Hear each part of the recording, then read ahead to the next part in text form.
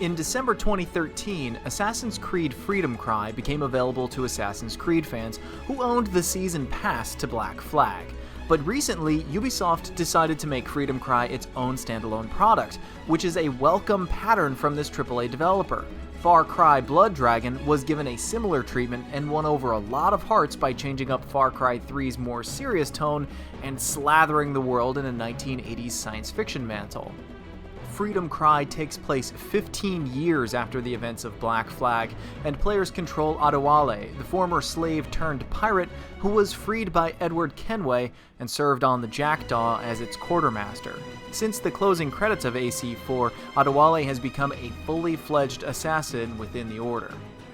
In the opening sequence, Adewale is thrown overboard from his vessel and finds himself shipless, crewless, and weaponless in the slave trade-dominated Port-au-Prince. While the plot revolves tenuously around Adewale's interception of a Templar parcel, the major story is about Adewale's struggle to free the slaves of the West Indies.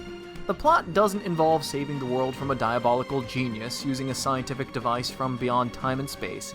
Instead, it deals directly with a much more evil and pragmatic affliction that humanity has and continues to suffer from. For that alone, the French developer needs to be applauded. Few developers, especially AAA developers, have dealt with the evils of slavery within video games. The game is even more noteworthy considering that historically, the French had a heavy hand in the Atlantic slave trade, along with the Dutch, the Portuguese, the Spanish, the British, and the Americans. But as far as games go, Freedom Cry has as many triumphs as it does failures. Its high points are largely the same as Assassin's Creed 4's: open sea exploration, beautiful environments and weather effects, seamless combat, and at times the game can be quite touching. When faced with a limited time for saving dozens of helpless people, who do you save? The game also emphasizes stealth play more than some games in the Assassin's Creed series, though we wouldn't dare categorize it as a stealth game. While on foot, playing aggressively and fighting in the open may not be much of a threat to Adewale, it could cost the lives of innocent slaves who take a cue from your actions and see it as a sign of rebellion. While trying to intercept slave ships, the player's objective is to destroy the slavers' escorts, and then overtake the trade ship without damaging its hull. Mortar fire, chain shot, and round shot will cause fatalities to the slaves housed below deck. Freeing slaves and overtaking enemy ships has its benefits.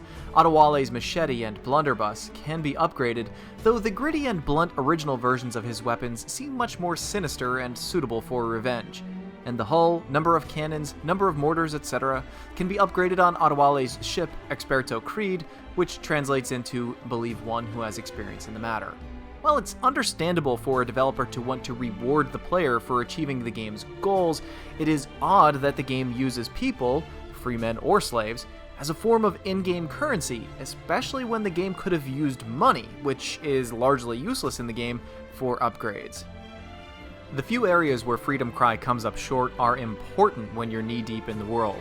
For starters, considering the subject matter, a solid storyline would have made the difference between an okay game and something groundbreaking. Unfortunately, the story is disjointed and altogether nothing memorable. It had the potential to be a key story in the Assassin's Creed series, brimming with emotion, but instead it feels like a second-hand DLC story. Shame. The sound design has taken a step back as well. While at sea, the shanties are noticeably missing. It's understandable considering it's a different crew of sailors, but an entirely different collection of songs sung while traveling would have made a remarkable difference. Instead, you sail the seas in silence, and occasionally, Olivier Derivière's background music will attempt to pick up the slack, but it's not enough. Freedom Cry is an allegory for the necessity of altruism despite its sometimes hopeless appearance, and that real change cannot happen by one person overnight. Despite being a mighty video game character capable of inhuman feats, Adewale can't stop slavery. He can't even permanently free a single settlement from the slave trade. Every time a plantation is freed, it will be refilled by a new owner and staffed by a new group of slaves. Every time a slave ship is liberated, another one with just as many slaves will eventually appear. But in the end, Freedom Cry feels like a boiled-down version of Assassin's Creed 4. It even has the whale hunting minigame. It took us about 8 hours to play through, which isn't bad for a DLC pack. We were happy to see the heavier emphasis on stealth and Ubisoft's willingness to make a game about the subject matter. We only wish the story was of more importance and had a bigger impact. If you're an AC fan, this is the best of the DLCs, but unfortunately doesn't do anything for the storyline outside of the Animus. For gamers who wanted to see what all the hubbub was about with Assassin's Creed 4 but can't or won't spend the $60 for the full version, you can get a great taste with Freedom Cry. If you already own the full version of Assassin's Creed 4, the choice is up to you whether or not you want to get your feet wet again.